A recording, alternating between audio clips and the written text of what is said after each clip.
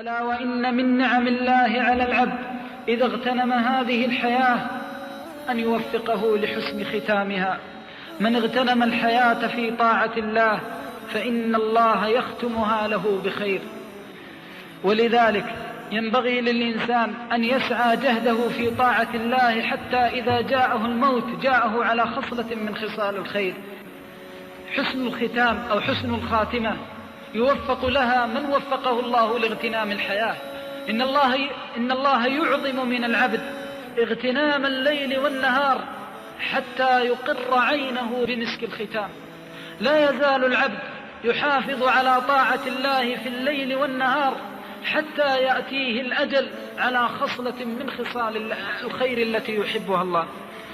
إن الخاتمة هي المهمة، ولذلك قال العلماء الحرص على اغتنام الحياة هو السبيل لبلوغ حسن الخاتمة، كما قال الله تعالى: ولا تموتن إلا وأنتم مسلمون. أكثروا من خصال الخير.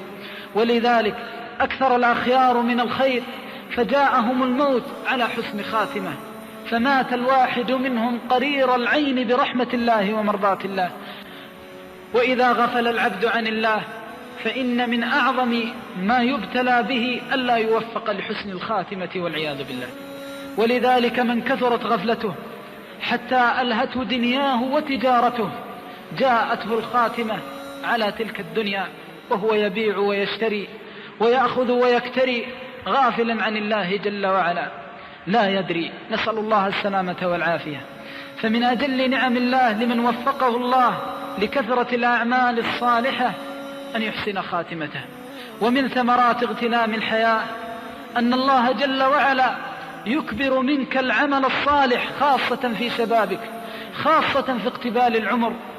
إنك إن أقبلت على الله في عز الشباب عظمت عند الله نشوتك وصحتك وعافيتك وقدرتك على معصية الله وأنت تنصرف إلى طاعة الله ومرضاة الله. ولذلك ذكروا عن رجل أنه بلغ أكثر من 100 سنة وكانت قوته قوة الشاب. قالوا له: كيف وقد بلغت أكثر من 100 وقوتك قوة الشاب؟ فقال رحمه الله: أعضاء حفظناها في الصغر حفظها الله لنا في الكبر. من اغتنم الحياة في طاعة الله أنعم الله عينه بالحياة الطيبة. فمن ثمرات اغتنام الحياة في طاعة الله أن الله يطيبها بالعمل الصالح. ولذلك قال الله في كتابه: من عمل صالحا من ذكر أو أنثى وهو مؤمن فلنحيينه حياة طيبة، أي والله لنحيينه حياة طيبة. فمن بشائر اغتنام الحياة في طاعة الله أن الله يطيبها. ولذلك تجد العبد الصالح كثير الذكر كثير الشكر في طمأنينة وفي راحة نفس وهناءة بال. لو بذلت أموال الدنيا لكي يصيب الإنسان تلك الراحة ما ذاقها.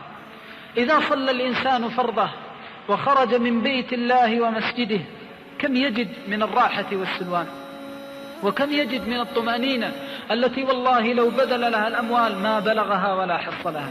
فهذه من ثمرات اغتنام الحياة في الطاعة. ومن ثمرات اغتنام الحياة في الطاعة أن الناس تتخذك قدوة في الخير.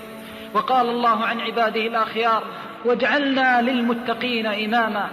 ومن ثمرات اغتنام الحياة في الطاعة أن الله جل وعلا يؤمن أهلها إذا خافوا، وأن الله جل وعلا يقضي حوائجهم إذا سألوا. أما الثمرات الأخيرة التي يراها الإنسان على أتم ما تكون عليه ثمرة الصلاح والفلاح: إذا ضم العبد قبره وأوسده لحده فإنه يجد أثر هذه الطاعات على أتم الوجوه وأكملها. فإن الله جل وعلا أخبر أن أهل الاستقامة ينعم عليهم إذا صاروا في آخر لحظاتهم من الدنيا. في تلك اللحظة العصيبة ينظر الإنسان نظرتين لا ينظر غيرهما.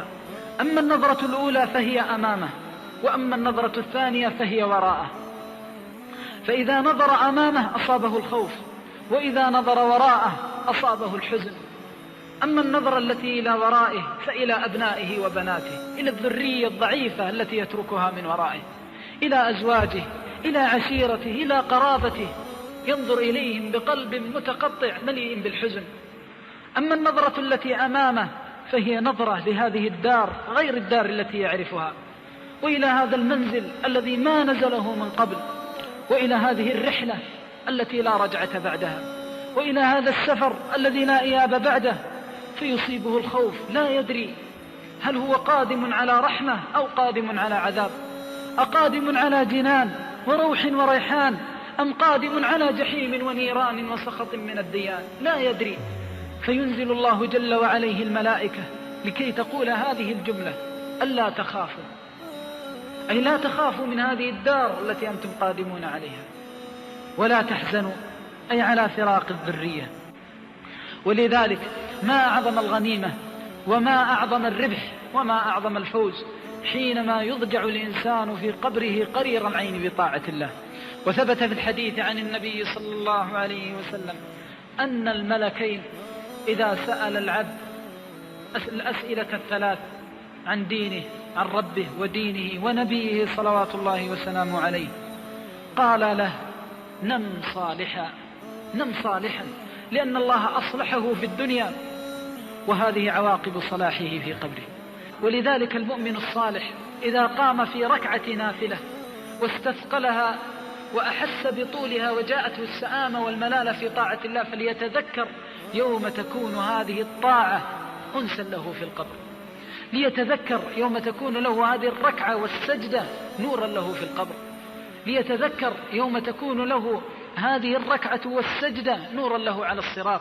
هذه غنائم وهذه عواقب اغتنام الحياة في طاعة الله ومرضاة الله. أحبتي في الله، ألا وإن سلعة الله غالية، ألا وإن سلعة الله الجنة، ألا وإن من يريد أن يفوز بهذه الكرامات والباقيات الصالحات فليجتهد غاية وسعه في محبة الله جل وعلا. إن الطاعة تحتاج إلى جهاد، تحتاج إلى صبر، تحتاج إلى كفاح وجلاد. الطاعة تحتاج إلى تعب ونصب، ولكن تعب ساعة وراحة عمر ودهر.